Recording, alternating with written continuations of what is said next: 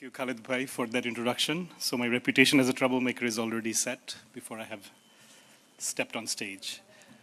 Since we're talking about cities, and location, place, and belonging is a very important part of that conversation. Oh, nice photograph. Anyway, it went away. I just wanted to clarify which city I belong to. Some of you may have seen that on the poster outside. It says I'm from the UK. So I'm not really. I should clarify. I was born in London while my father was in medical school. And then we came back when I was 2 years old to Bangladesh, which was Pakistan at the time. But it frequently does pop up in my biography that I'm British because often these things are decided based on nationality. And I find out after it's been printed. So I grew up in Dhaka, this city, and now I split my time between New York and Dhaka. Those are the two cities that I belong to in various ways. This is the city that occupies my obsessions and my dreams. And this is the city I'm going to talk about. I'm going to talk about two projects, and I'm going to talk through them rather than talk about them, and you'll see the distinction. One of them is Rankin Street 1953, about our old home in Old Dhaka. It's a project that's appeared in various places, including a copy of a magazine edited by Khalid Bhai, which is one way most recently we've interacted over the work. And the second one, which is a follow-up, is called Baksho Rohosho, or Mystery of the Box, which borrows from a Satyajit Ray novel, and is again about the same house. And I want to talk through this project about the decline and fall of a certain kind of middle-class existence in Dhaka, and a certain kind of what we call Ekannoborti Poribar, or unified three-generation family. Because I think with the decline of that family has come also the decline and disappearance of this city. The words, the title, I Can't Find Dhaka, comes from an Amitav Ghosh novel called Shadow Lines, in which, in one of the crucial chapters, a Hindu family that has migrated to West Bengal comes back to Dhaka during the riots of 1960s, the anti-Hindu riots, to rescue the sole family member, a Kaka possibly, who has obstinately stayed back in Dhaka. And at a distance of 20 years, when the family members come back, the dialogue that the older aunt keeps saying is, "What is all this? Where is Dhaka? I can't find Dhaka." And if you imagine she says that in 1964, I've often imagined what she or anyone in that family would say if they came back to Dhaka of 2015. And that's one of my obsessions. If you look at the words used on both sides of the border for the movement of people during 0 hour, 1947, you can make out the differences in experiences. This phrase, opting for Pakistan, like a checkbox on a government form, I've only ever heard here from residents of the former East Bengal who chose to become citizens of East Pakistan after 1947. In West Bengal, the stories are more often of homes left in a rush at night, of loss and decline. My dada, or paternal grandfather, went to school in Dhaka and Kolkata. Both cities were spelled differently in those days, Dhaka and Calcutta. My nana, or maternal grandfather, was posted in Assam, where my mother was born before 1947. Choosing East Pakistan, or opting for East Pakistan, was probably an easy task. The rewards were tangible for members of Pakistan's new civil service. And here the story of land and city enters. The hastily arranged seals of the government of Pakistan on any land documents in 1948 still carried an image of King George. By coincidence, both Dada and Nana received the same government allocation of land in Dunn Mundi. Dunn Mundi means rice market, and it was not more than that in 1947. My Dadi didn't want to move there. She feared a fox would come out of the jungle and carry away her children. Both families received an allotment on this feared Dunn Mundi on Road 7 from the Pakistan government. On the land document on page 2, the larger denominations still said India in 1948, but the smaller denominations had been converted to Pakistan. When I stumble on that box of negatives, it is during the pathetic task of vacating the family home in 2010. The negatives were of our old house on Rankin Street, bought from a departing Hindu family in 1948. That house was long gone, and now it was the turn of the newer home, a 2-story old home in Dunn Mundi, built in the 1950s, expanded in the 1960s.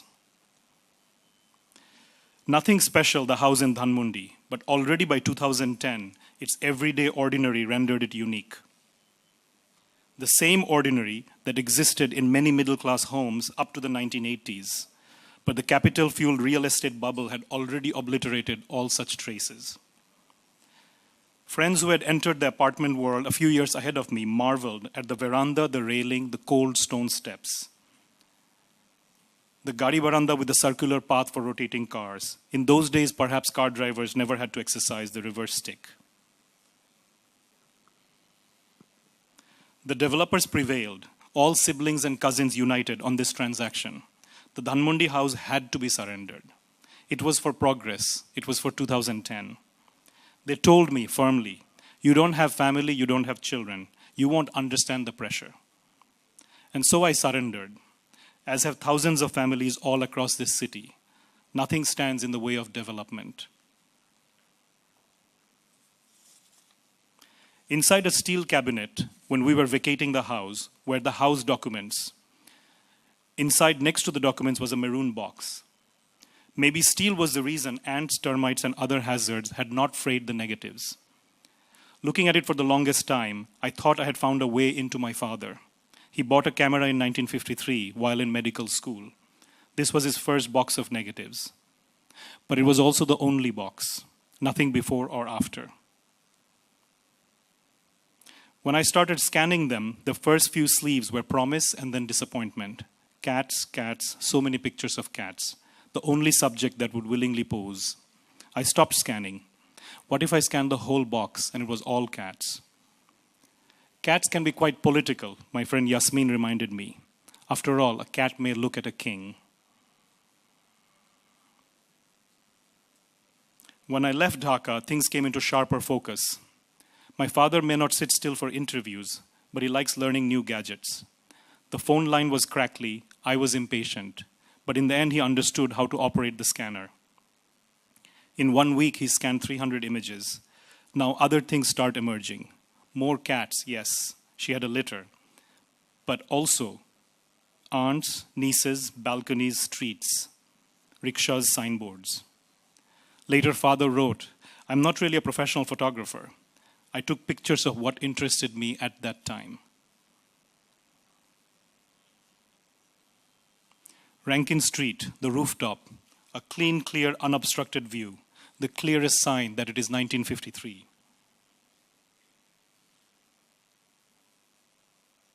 Father doesn't recall the details, so I look for familiar faces instead. Besides that cooperative cat, on whom he used up many rounds of film, most of the photos are of my aunts. There were 7 sisters and 3 brothers, all living inside one house on Rankin Street. There was an 8th sister and 4th brother, but they died very young. The sort of thing that was common in those days. Tuberculosis, typhoid, the results were always fatal. The Rankin Street house was sold sometime in the 1970s. A greedy city came and swallowed up entire blocks. 7 sisters each got 1/7 of the sale price, a pittance in the 1970s. 3 brothers inherited the other house in Dunn Mundi. These are the ways the swaps happened. Father can't find any negatives after 1953. From 1954 to 1971, everything is gone. During the war, that was the first thing to disappear.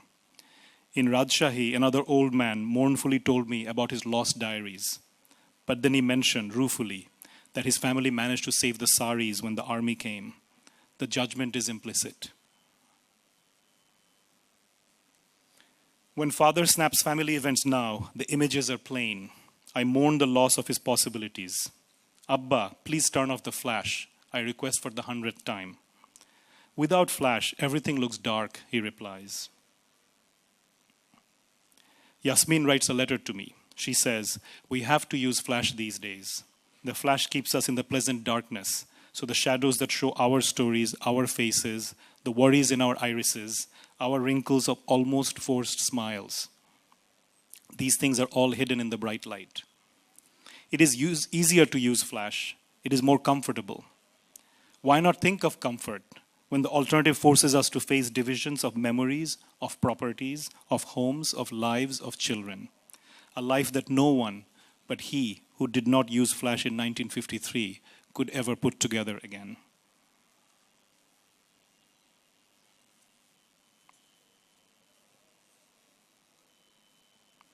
"1953, what color are you?"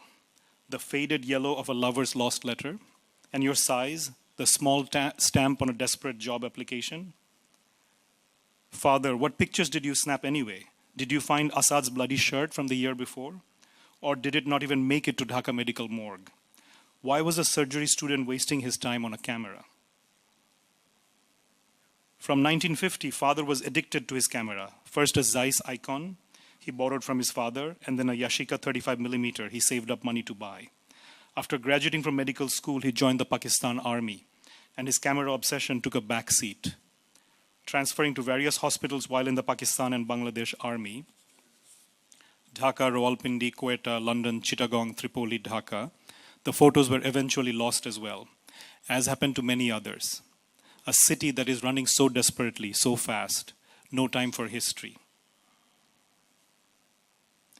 But who are the people in the images?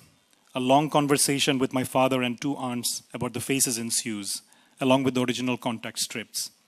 I notice the markers of our shared history even within these small sets of photographs. The Hindu refugee family, the newly arrived Marwari businessman, the beginning of Dunn Mundi.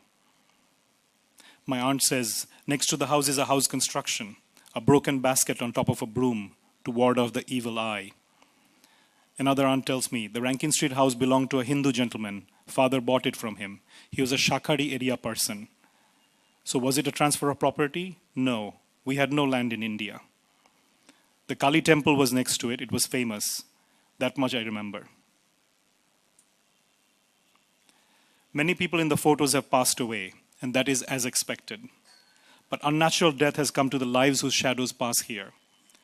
1953 was a time when a government salary was enough to raise a sprawling 3 generations under one roof in old Dhaka's Rankin Street. When the tide of Muslim education inspired Imdad Ali to educate 7 daughters and 3 sons, everyone was terrified of Jadober Patigonit. This I was told. The generation that are the little children in the photos, today their adult children mostly live overseas. They are part of the massive brain drain of the middle class. Nobody could survive in this country on a government job, as in Imdad Ali's time. The city had already swallowed up their homes. When the 3rd generation boarded flights, precious immigrant visa in hand, the last chance for keeping the unified Akannoborthi family under one roof was extinguished. Filmmaker Tanveer Mukammel has said, when Bengali Muslim sees cows, he first thinks of kebabs. And when he sees trees, he first thinks of wood. A people whose relationship to land, flora, and fauna is of relentless consumption, they can and will lay waste to all 56,000 square miles of this nation. This week, I was in Khulna with a long march to protest the Rampal coal-fired energy plant being built on the edge of the endangered Sundarban forest, a project that Indian ecology law would not allow on their side of the border, yet is blindly being put up in Bangladesh. The protesters, we, were told repeatedly that we're standing in the path of progress. Progress means decimating the land and ravaging all life. If this is progress, I want to say, stop now. We have really had enough. The Anthropocene is defined as the epoch when human activities start to have a significant global impact on Earth's geology and ecosystems. This is the state of being where humanity for the first time has overtaken the Earth's ability to renew itself, when the damage and extraction we have carried out on the planet is past the point of return. This country, this Bangladesh, here and now, is the 0 hour of the Anthropocene. And it is perhaps already much too late. I can see a future when people will kill each other over drinking water. Then and only then will our children realize that you can't eat money. But it will already have been far too late. My intent is not to sink into melancholia. My father's simple photographs are an archaeological record and a key to untangling a terrible present. Bangladesh is capitalism with the seatbelts off, driven by a lust to emulate Asian miracles. My father's photographs hint at other possibilities, other lives. This Rankin Street of 1953 was once our possible future. Thank you.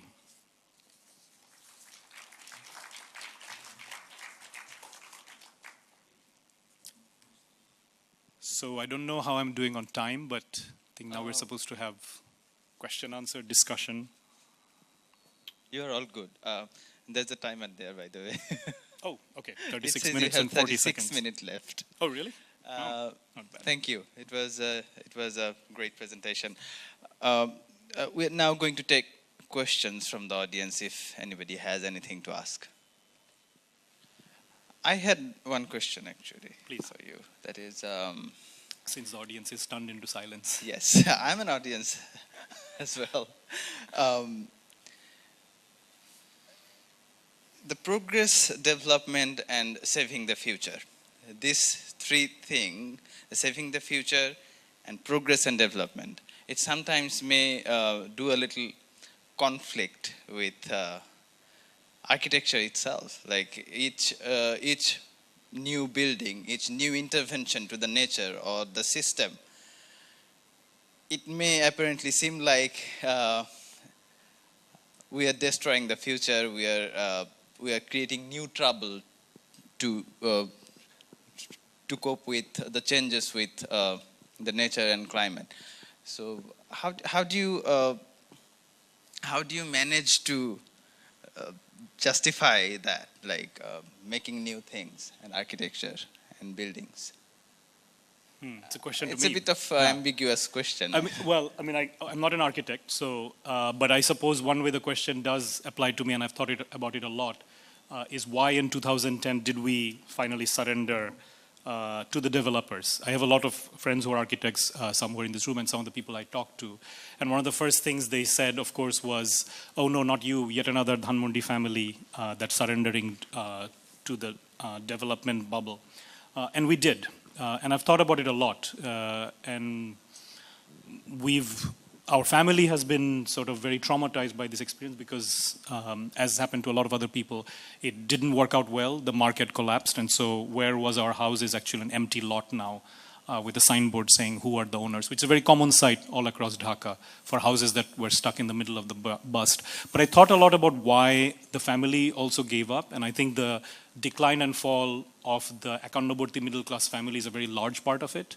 A time when families get split and the youngest members all go abroad, and then this becomes a place to only come back to occasionally for projects or to visit family, and then also to extract money, which is also another big thing that's happening, in a large portion of the middle class that formerly was in possession of property.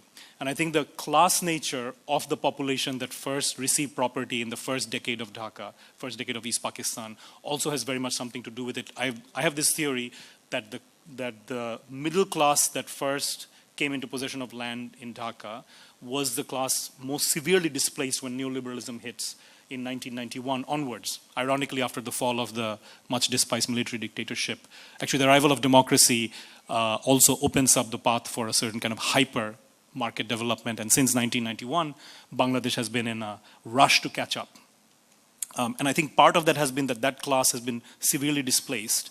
And a home, the idea of history, is really a luxury in that context. And I think that's one of the significant things that has completely changed Dhaka's landscape. And I've been thinking about it a lot of what happens to a country when a family can't keep 3 generations together under one roof. I was just in Khulna staying at a friend's place, a very committed artist working on environmental issues and gender issues in Khulna, and she lives in a 3-story house. And I remember going there and saying, "This is so nice, this doesn't even exist in Dhaka anymore." And she said, "Yes, but the pressure is already coming because Khulna's following Dhaka." So I think, at an architecture symposium or in a symposium we were talking about making cities, we can't not talk about the way the city is getting extinguished. And I have said at the Mongolbar Shobha event, I've said at seminars there that I feel that, I don't know which generation of architects exactly, but I feel a generation of Bangladeshi architects failed to say what is a form of ethical development. Rather, they partnered with a certain kind of neoliberal capital. I never really saw architects take on a preservation role, except when it came to things like the Louis Kahn Parliament building. So I would say, which is sort of it's not a residential, it's very specific, and it seems only when it's built by Louis Kahn is it worth preserving. And you see all the senior architects and junior architects forming a cordon outside for the No Wall on Khan campaign, which was a successful campaign, but I also thought, why is it only for the parliament building? So I've been thinking about it a lot. And I would say, ethically, there's been a failure in the architecture community already over the last 20 years. And it's time to look at the path of architecture over the last 20, 30 years and think about what can be sustainable architecture in the future. Because I don't think we've made a city, we've destroyed a city and put up something, with all due respect to architects who work in this city, but still also critically, that we've made something in its place that isn't really Dhaka, either of then or now, but something grafted on that serves the capital impulse. Sorry, that was a really long answer to a relatively simple question. Thank you. We are cutting actually the belongingness and linkage of history. Can somebody give a microphone to Saiful Haq? Naeem, that was very impressive. How do you put your family's sort of interest in the economic benefit that was to be derived out of this increase in land value compared to preserving a family heirloom or a house? What was the stand that your family took? I mean, what was your role? But it's not only architects who are part of transforming landscape. There are other interests. And as far as I understand that this area of Dunn Mundi especially was offered as a solution for housing to all these people who migrated from India, from Calcutta, who didn't have a place. So hastily it was acquired, the land, and parceled out to people who apparently did not have a place to live in Dhaka because they had come from elsewhere. And so it worked well till the 70s, even to 80s. But as the city never had prepared a plan to accommodate the growing population, so there has been a pressure of development because that was a very well laid out area, wide streets, greeneries, lake.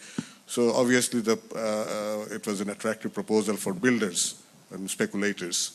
So what would you think that how the residents were in fact dealing with this issue? I mean, the attraction of making a huge amount of money by owning a piece of land, whether it was Wari or in, what would you be your analysis of that? Very good question. And Saif Bhai, as you know, you and I talked during that fateful year of 2010 when we were deciding to surrender. And in fact, Saif Bhai had come with a proposal not to break it, but to try to lease out the ground floor. One of the very common things that happens is that the conflict is also intergenerational. The parents do not want to surrender the home, and they're told by the children, this is for our future. You can't sit on nostalgia. And then the parents also, unless they're really strong-willed in a very particular way, will say, well, maybe we're standing in the way of our children's future, which can be either futures here or futures abroad. And we can also think about that abroad portion, about how money is actually leaving through the real estate development. And then also within generations, there's of course a sharp split between practical and not practical. I, as someone who work with history, work with cities, work with a certain form of heritage, of course I'm very invested in the history of Road 7 and what it means. That's a luxury to most other members of my family. And they would say, we don't have time to sit in the balcony and look out the window and talk about how things were in the 70s. This needs to be turned to capital. So the discussions are very stark, and discussions about preservation are always couched in terms of it's a luxury. Something similar is going on in Kolkata right now, where Amitabh Kumar is involved in this project to declare some of Kolkata's buildings as landmark. And one of the criticisms is that Amitabh Kumar also comes from a upper middle class background, came back from abroad. Therefore, this is sort of a, the argument is always this is a keeping heritage buildings is a luxury that a fast developing economy can't afford. Because it's true that if each Dunn Mundi family had managed to hold on to their house through whatever combination, it's true that thousands of housing complexes wouldn't have sprung up in Dunn Mundi. So that's always the trade-off. I think our family was really ruptured by it because it caused family members in my generation to have conversations that we thought we'd never have.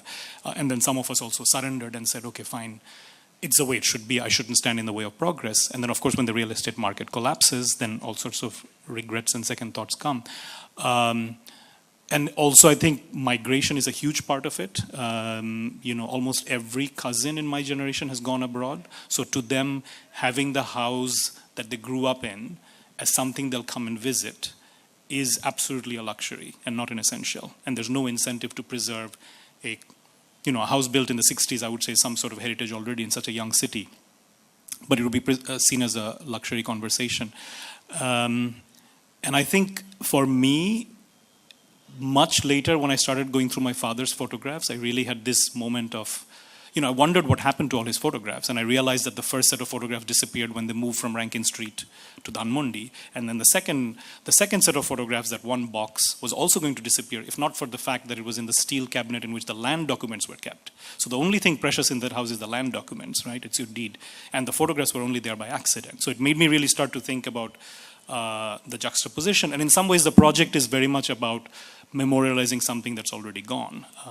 I specifically talked about architects because we're at a forum where I presume there are a lot of young architects, so I wanted to say that. But of course, landowners, a middle-class family structure in Dhaka or elsewhere, losing its sense of self or losing its sense of what it wants to preserve, and also getting severely displaced by the new economy that there is, where if you're not in business, and you're not a dishonest government servant, then you really don't have any space in this fast-moving economy. The only way you can stake a place in this fast-moving economy is to sell off your family home. It's your only entrance, actually. So I think that's why a lot of people have gone into it.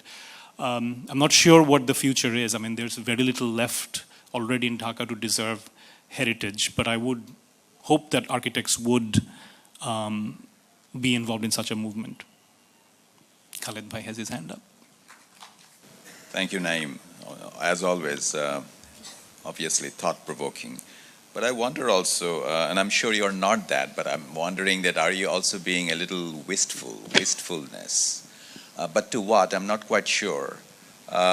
In the line that you use from Amitav Ghosh's novel, do you say, I can't find Hakka? Is that the line the aunt says? The aunt says, I can't find Hakka. Yes, I know that line. I have used it myself. But there's the second line, where is Dhaka? I can't find Dhaka, where is Dhaka? Where is Dhaka is first, and then she repeats, right. I can't find Dhaka. I think that's important. I can't find Dhaka is one thing. I can't find Dhaka, it's lost. And that's what you're saying, it's lost. It's not lost. It has moved on. It has relocated itself, both physically and perhaps in other ways. And I think this is something we need to kind of think of. If you look at this image, I wonder, you do bring up the villainy of a number of people here, the developers, the architects, and you mentioned that, and we all are complicit in this, but also I would say the middle class. I think the middle class is reinventing itself, and you make that point quite beautifully, the diffusion of the family, the unified family, and then they need to be redistributed in the land that whatever it is that belongs to the city. And I think this is the middle class, the Bengali middle class in Dhaka reinventing itself and redistributing itself in new spatial arrangement. And I think that perhaps is the kind of the locus of the issue. And a new Dhaka will be made. And right now, yes, we can all say that the Dhaka that's happening right in front of our eyes is a furiously volatile city. And we don't yet know where it is going, but it's a production of the middle class aspiration and desires. But we can't quite say that, Dhaka has been lost. It's just relocating itself. I don't know what you think about that. Very good point. I wanted to show an earlier image and just talk about this exhibit, which was a second iteration, Baksho Rahosyo, which was at LL6, where this time around my father's original photo strips were laid out on these glass tables. So we had two talks there, one called Vanishing City with Shruti Shobur at Brack University, another one called Eroding Middle Class with Manosh Chaudhary at Jahangirnagar University. And it's a big gathering for the second one, and one of the questions that was asked right away is, which middle class are you talking about? And there was a lot of resistance to my nostalgia and my evoking of a way of life that's lost. And at a certain point, everybody starts talking and sharing their story. One filmmaker who's filming something in Old Dhaka right now, a full-on commercial film with a big team.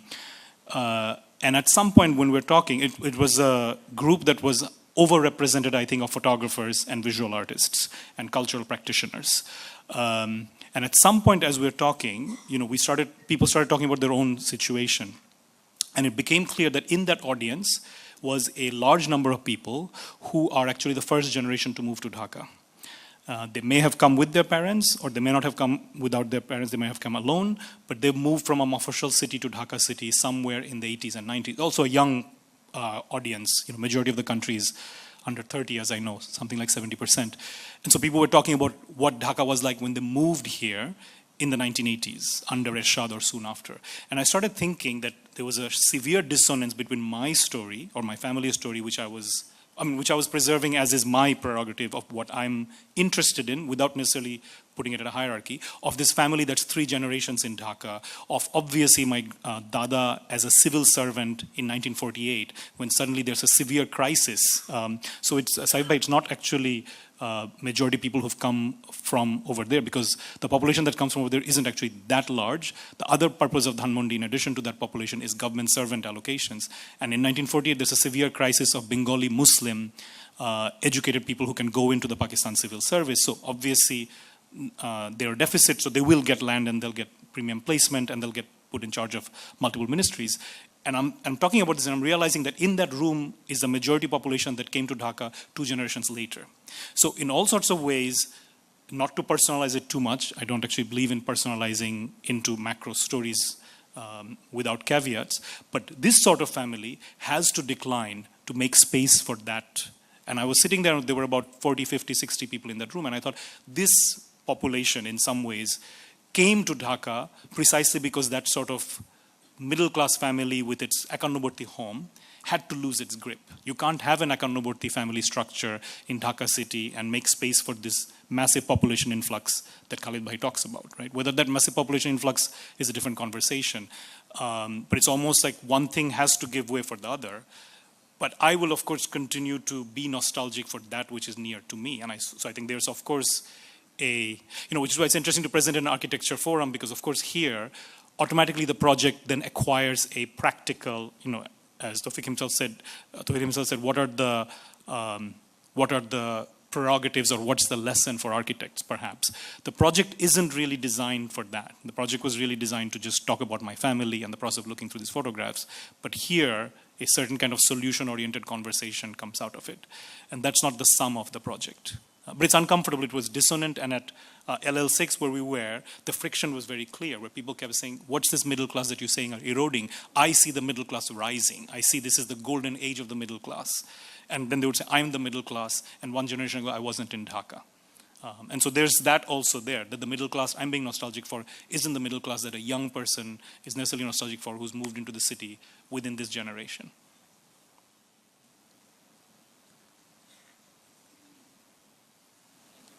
Naeem, for a very nice presentation.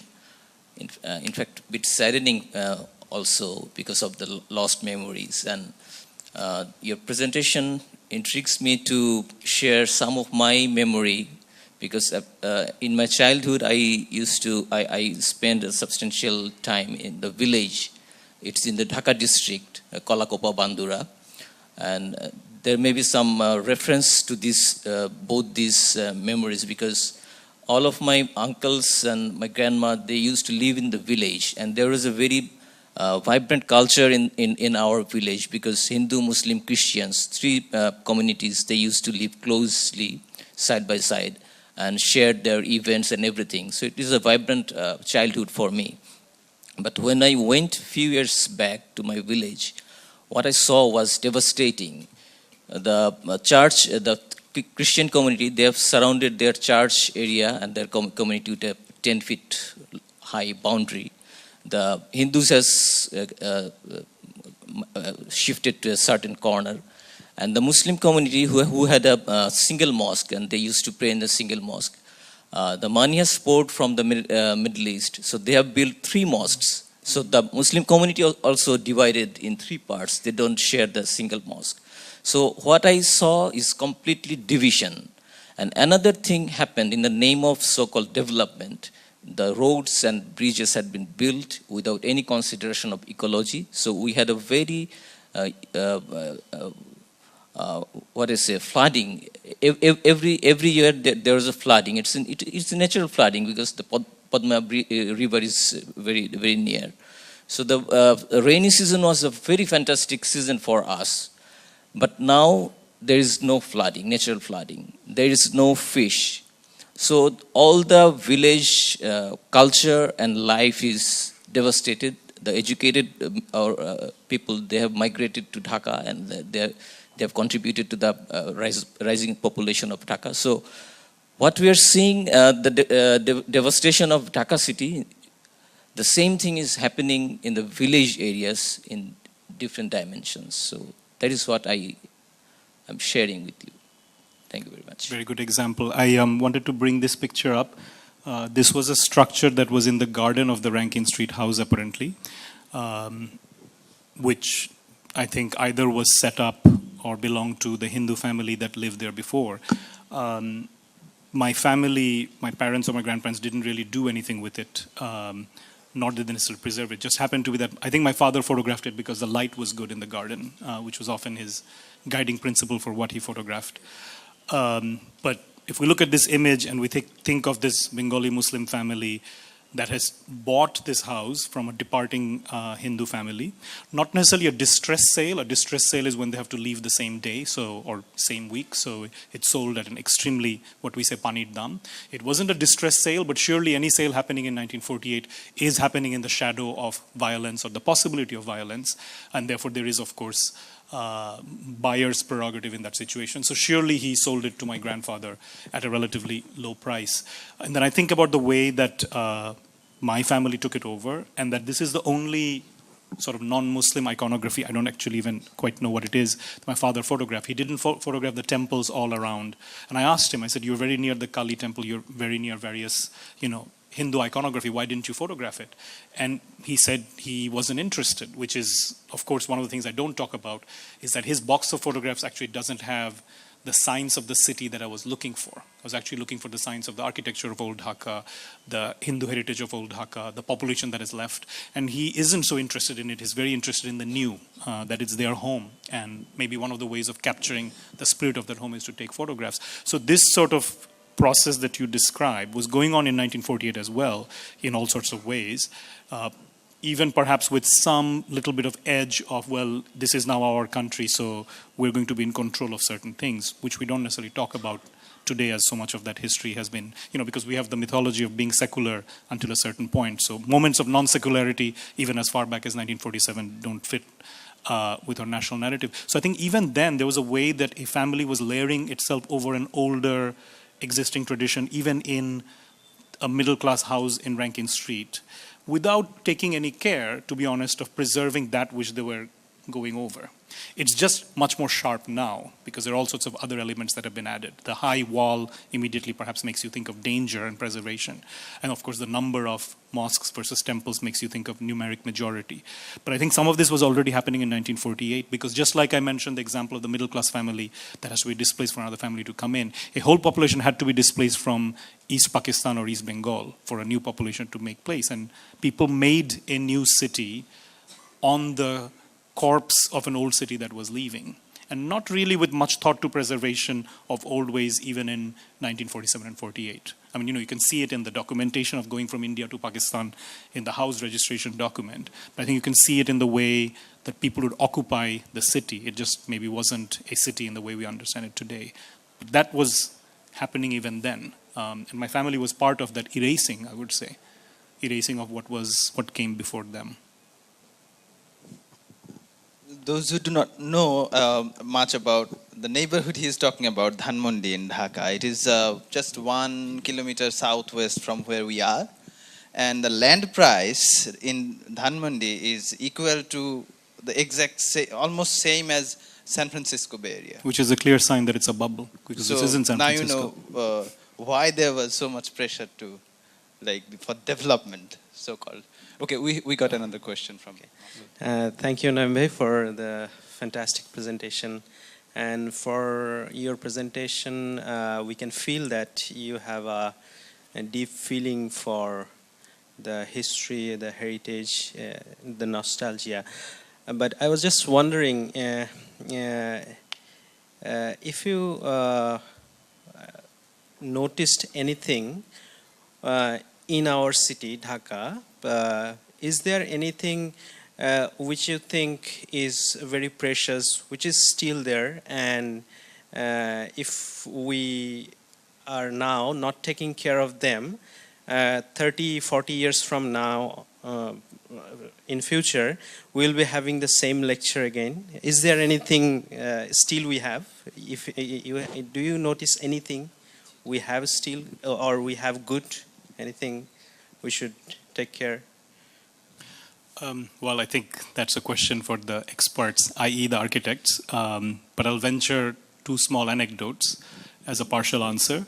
One is that the idea of the old home that's not a heritage site, i.e. it's not Hassan Munzil, but just a normal middle-class home, as some sort of heritage site is really not something we think of, because we do not think that a middle-class family in the 50s, 60s, 70s, or 80s necessarily had something that's necessary to preserve. With the exception, perhaps, in Dunn Mundi of, Bangabandhu's home. That's preserved and nothing around it can be higher, but normal middle-class homes anywhere are not necessarily considered worth preserving. So I think some sort of conversation around that should start, and architects can lead it. In Kolkata, it has a very different dynamic, because Kolkata still has a large portion of the old city that's still intact, and that's partially because of tenant rights. So it's very hard to take over a house if the tenants don't agree, and the tenants have much stronger rights than they do in Dhaka. Actually, they don't have any rights in Dhaka.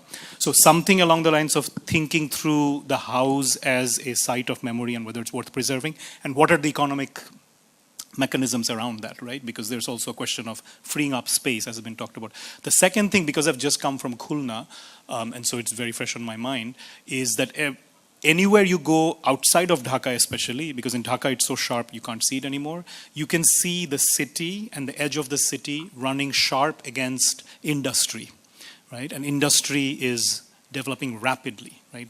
Huge swaths of land are being bought everywhere, along the river, along forests, in buildings, and by large corporate interests. And when large corporate interests buy large swaths of land, there cannot be anything but a mega project, because that's the only way they can build revenue. So whether it's a massive factory or anything like that, I think those are things that architects could talk about productively, not just the things that they build, but the things that are built alongside their projects. So I think if a young architect wanted to find places and where there's still something to fight for, it might be outside Dhaka also, in the Mufasal cities where all of it hasn't arrived yet, although it's happening because everybody's trying to be Dhaka. And trying to be Dhaka means hyper-capitalist, hyper-overdevelopment, this sort of, if you build it, there will come idea. And if you build it, never mind what happens to the environment, the land, and the people. Including, of course, people have read about the massive displacement of tea farmers that has just happened recently. And these sorts of displacement of peasants from land is happening all across Bangladesh. And I don't see architects or preservation community talking about that also. So that would be something good to add to the conversation. I think if you wanted to be an activist architect or an activist urban planner who wanted to fight against the disappearance of a certain kind of heritage, there's no end of work to be done here because there's so much happening and so quickly and without any safeguards. Thank you so much, Naeem Mohaiemen, for a very thoughtful presentation. Okay, one last question. Well, thank you so much for such a nice presentation. I'm Afroza Parvin, professor from Khulna University. Well, just to make a comment, not a question, since your presentation has provoked like a lot of thoughts, I would always question the word preservation.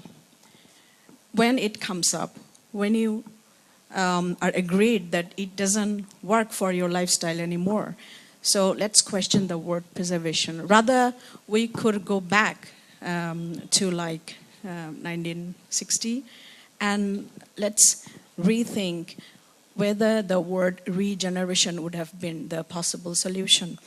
And another thing, we can always kind of hold architects responsible or built environmental designers responsible for such kind of thing.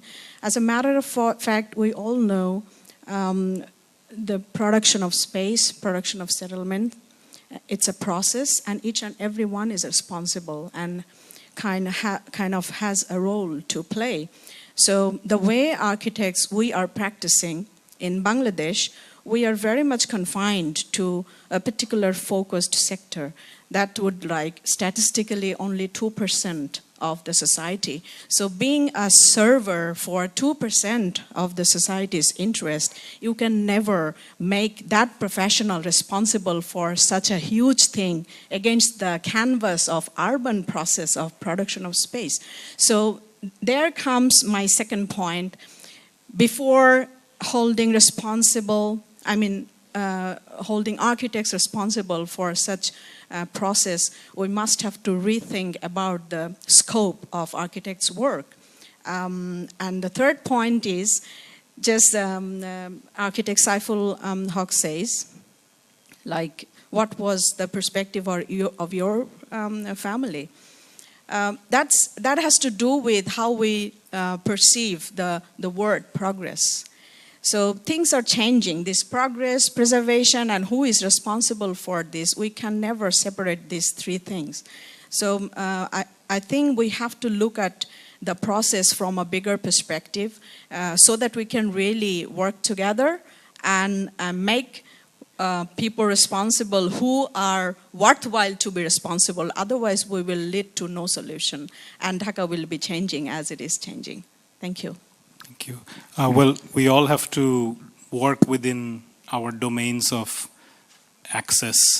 Of course, before architects is big capital, all the industries and the government. That is a compact that is allowing hyper-development to happen. But I don't have access to that community. I doubt any of those communities invite me to talk about my father's photographs.